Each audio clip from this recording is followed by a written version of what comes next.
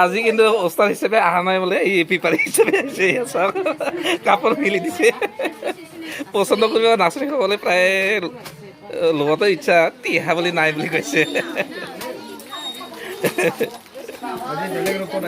বেলেগ বেলেগ ৰূপত আহিছে।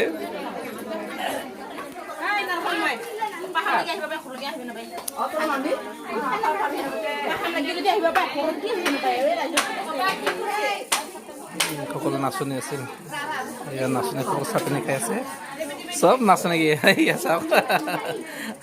আজি দ্বিতীয় বৰ্ষ আমাৰ বাৰ্ষিক আছিল।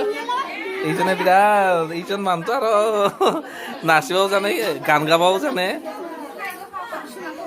ইয়াৰ জনপ্ৰিয় হোৱাৰ কাৰণে অলপ চেষ্টা কৰাই দিম ৰ ইয়াক।